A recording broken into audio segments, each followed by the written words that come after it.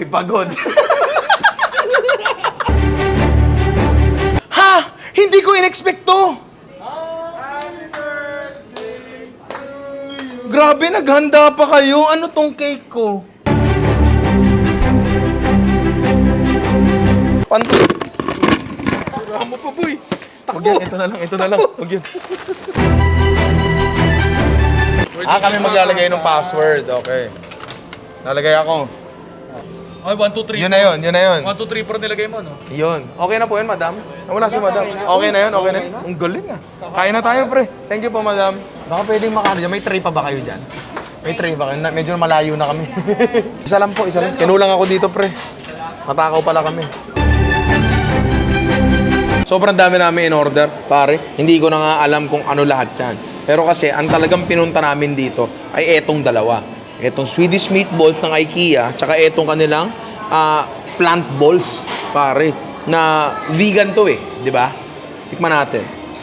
So may patatas sila. Tapos eto, yung condiment nila, jam, pare. Matamis siya. Kailangan, masarap din tong plant balls, pare. Kasi excited talaga ako dito eh.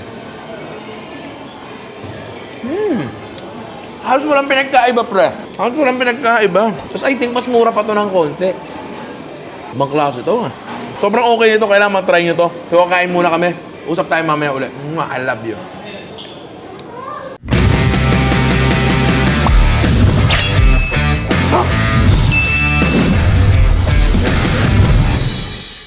Sobrang nag-enjoy kami sa pag-ikot-ikot sa IKEA. Pare, ang daming pwedeng mabili talaga. Sobrang dami. Hindi lang namin alam kung paano dadalhin eh. Pero eto, bumili kami nito, pare. Kasi eto yung talagang nagustuhan ko doon. Yung plant balls nila, pare. Medyo parang gusto ko pang kainin sa bahay eh, yung eto. Kaya bumili kami ng marami and lulutuin natin dito. Kagabi, habang nagpapatulog ako, nag-iisip ako, ano ba pwede kong gawin dito? Kasi doon, yung Swedish meatballs sila, parang may gravy, tapos merong yung jam. Oh. Ang sarap ng jam, di ba? Ibang klase. Pero iba eh, iba. Hindi tayo sanay sa ganun eh, pero ang sarap pala. Pero dito, medyo yaan natin to, i-Philippinize natin. Gagawin natin Filipino version. So naisip ko, gagawin ko tong kaldereta, pero medyo tatlong klaseng approach, pare. Uy. Una muna, gawin muna natin yung pinaka-kaldereta base natin, pare. Simulan na natin yan. Sibuyas, pare, gagawa tayo ng mabilisan nating kaldereta sauce. Iwain lang natin ng pinakamabilis lang kahit haba-haba lang kasi gigilingin naman natin to eh. Tapos syempre, kamatis. Ano karami ba? Kahit ganyan-ganyan, apat-apat nga ano, pag talagang masipag ka eh. Tulad ko. Sipag mo pala. Sige nga, gusto ko ng julienne. Nang? Julienne. Tudurugin din to, tol eh. Sama na natin yan dyan. Yan. Tapos syempre, yan, bawang na nakachop na, para kabisado nyo na yan. Yan, tapos sa kawali, sisindihan natin yan. Oo, alam ko, plant-based yung ano natin, balls natin from IKEA. Pero, hindi naman ako vegan eh, or vegetarian eh. So, kayo, kung gusto nyo talagang gawing strictly vegan or vegetarian yung ano nyo, dish nyo, wala namang problema doon. Ako, hindi eh. Parang gusto ko lang pumili ng better choices. Kasi ako, nariniwala ako na yung mga maliliit na choices na ganyan, nag-iipon-ipon yan sa dulo para maging malaki yung benefit niya. Tinan nyo ako. Ano?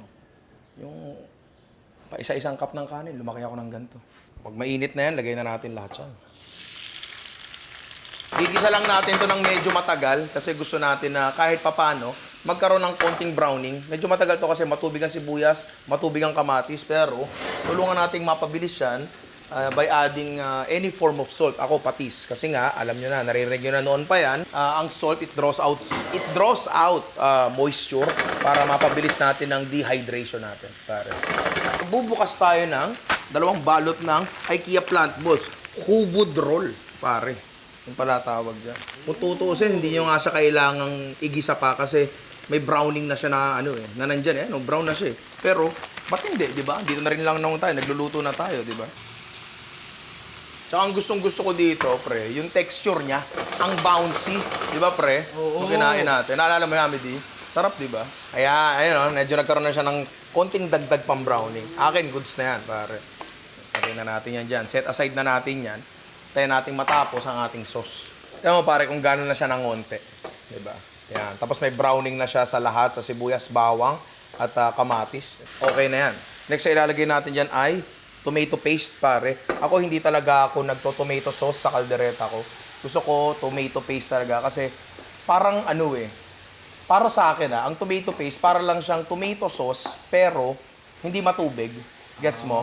So, pagdating sa ganito, kontrolado mo yung amount ng tubig na ilalagay mo. 'Di ba? Tsaka, para sa akin, ginigisa tomato paste. Para tinan mo. Ang tomato sauce, hindi mo yan magigisa eh. Pag ginisa mo kasi ang tomato paste, medyo nababawasan yung matinding asim niya, yung sharp na asim, nagiging rounded and mas nagiging masarap siya. Pare. Puro saute lang natin to for kahit mga 1 to 2 minutes lang. Yan, kapag nagisa nyo na ng mabuti, yung tomato paste, pwede natin lagyan ng tubig. Pare. So, lagay na natin yung mga typical caldereta ingredients natin. Yan, liver spread, pare. Tapos, delatang coconut cream, pare. Pwede rin naman yung coconut milk. Yan, pare. Hindi tayo pare-parehas ng version ng caldereta. Itong particular na caldereta na to, minana ko pa to sa aking ama. I love you, Papa. Mamaya daw, bibisitahin ka. Wow, may kumakaluskus nga tuwing gabi. Hindi alam kung ano yun. Siguro ikaw yun, pagtitripan mo ako. Para sa iba, excessive itong paglalagay ng keso. Pero masarap to, try nyo. Diyos ko, iba nga, di ba, naglalagay ng peanut butter? Oh. Ba't eto, hindi, di ba? Yung anghang, hindi muna ako maglalagay kasi meron kaming isang tao dito na hindi kumakain ng maanghang. Yan. Di ba? So, kung gusto yung maglagay ng anghang, sa dulo na lang chili flakes na lang o chili powder kung gusto nyo. Hindi. Maanghang dun sa sarili nyo na. Sa pagkain nyo na mismo. Ay, yun na nga. Kaya nga chili flakes, chili powder. Ito pinagbibigyan dahil pa reklamo. Hirap sa'yo. Hindi, sinabi. Paminta. Pare. Tapos, simmer lang natin to hanggang matunaw na yung keso and medyo mag-reduce, pare. Magprito na rin tayo ng carrots at patatas, pare. Ooh, that's hot, pare. Aapaw! Aapaw! Pag nagpiprito tayo ng carrots at patatas ng sabay, dapat medyo low fire ng konti. Kasi yung carrots, medyo mabilis mangitim yun kasi mas matamis ng konti yun. Yung patatas, medyo matagal siya maluto ng konti. Kung gusto mo, medyo paghiwalayin mo. Tamad ako eh. Kaya, Ano diskartehan ka na ba lang masipag natin. ka?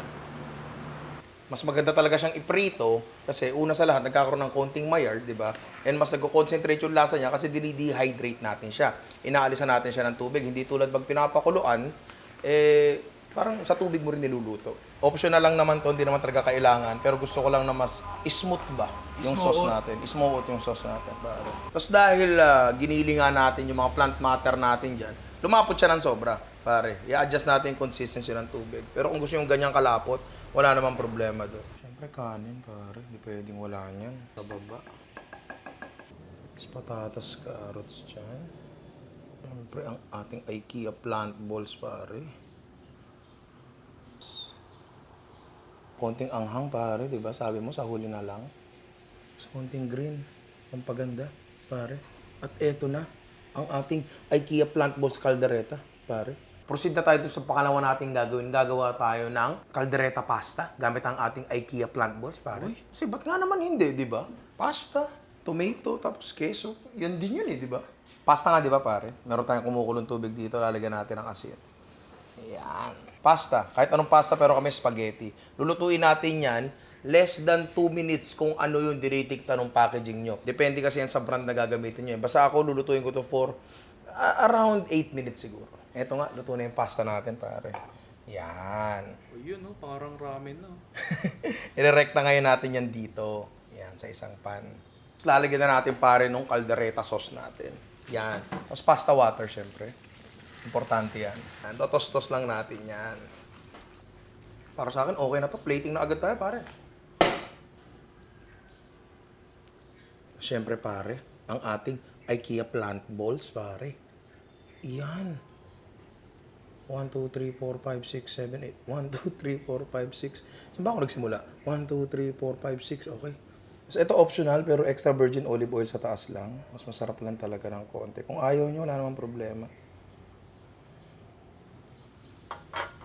Parmesan cheese, pare. Kahit gaano karami yung gusto. And para di makakain si Ian, konting chili flakes. Tsaka isang pirasong berde kasi namatay ang mga halaman namin. At eto na, pare, ang ating caldereta pasta gamit ang IKEA plant balls. Pare, napakaganda. Gusto ko nang kainin pero mamaya na kasi may gagawin pa tayong isa. Uy! Pare, ganda nito. So, ang gagawin nga natin ngayon ay caldereta, meatball sub, pare. Kaya meron akong hawak ngayon dito na tinapay. French baguette siya na hinati ko lang. Kinuha ko lang yung size na okay para sa akin. Pare, ayan o. Yan. So, meron kami ditong minimelt na konting butter. Medyo ang tagal niyang matunaw. Kasi konti lang yung nilagay ko. Kung nadadamihan kayo dyan, pwede niyong kontian. Pero ako, ganyan talaga pre. Sarap yan eh. Diba? Halos ipiprito natin sa butter to. Lagay natin to, cut side down. Yan, ganyan. Tapos, para full contact sa pan, kailangan nating lagyan ng something na mabigat dito. Ikaw? Ikaw, punta ka dito. Hindi, nauna ako Unahan mo ako sa punchline ko eh. Ang bilis mo eh. Punchline ko yun. punchline tol, mo ba yun? Hirap sa'yo eh. Ito na nga lang. Yan. Yan, di ba? Tostado, tostado. Tapos pati yung kabilang side, tostahin na rin natin. Yung assembly na yan, pare. Tapos konti lang na mayonnaise. Sa dressing kayo na bahala. Pwedeng honey mustard, pwedeng kahit ano. Pero simpleng mayonnaise lang. Tapos ang ating IKEA plant balls, pare. Lagay natin dyan. Yun.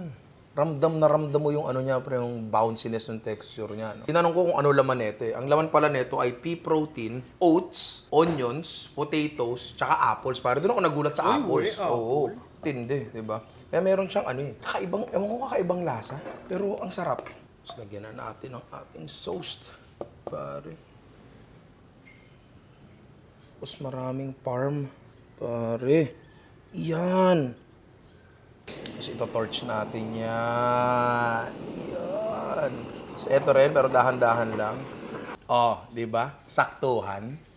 Di ba? Parang sinukat lang ah. Hindi, parang sinadya lang. Sinadya ko talaga yun na maputol sa ganong... Alam mo yung mangyayari. Alam ko yung mangyayari. Nostradamus. Hindi, ano ako. Doktor kakaiba. Doktor kakaiba. Dr. Strange, baka di mo lang nagets. Hindi, nagets ko. Nagets mo ba? Oo. Nagets. Hindi, kala ko di mo nagets. Lolo jokes. So, eto na nga, ang ating kaldereta, meatball sub, gamit ang IKEA plant balls, pare. Tikman na natin lahat to, sabay-sabay na.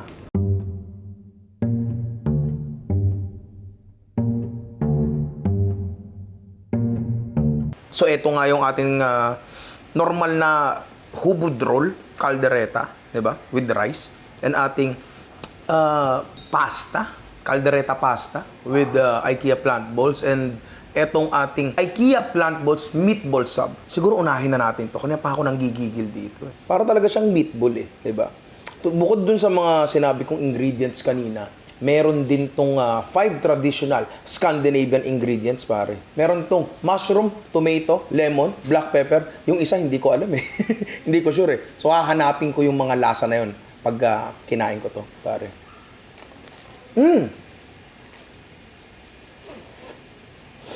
Sobrang nakakatuwa. Kasi kahapon, nung kinain namin to, iba eh, alam mo yun, yun yung Swedish meatballs eh, di ba?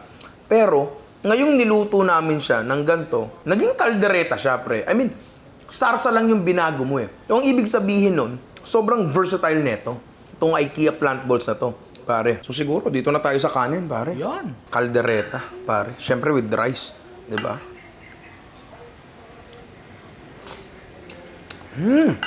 Ang ganda ng texture, pare. Tapos talaga nung kinain namin to kahapon, side by side, katabi yung ano, normal din na Swedish meatballs, di mo talaga malalaman yung pagkakaiba. Di ba, pre, no? Tama. No, pati si Amity, kasama namin dun eh. Talagang perfect alternative to sa mga meat lovers, pare. Talagang ibang klase. Nakakatuwa nga na may mga gantong option na ngayon eh, di ba? Last, pare, ang ating kaldereta pasta gamit ang IKEA plant balls. Medyo nag-dry lang siya ng konti. Kasi yan, tagal mag-picture eh. Sorry. Pero ang sarap eh.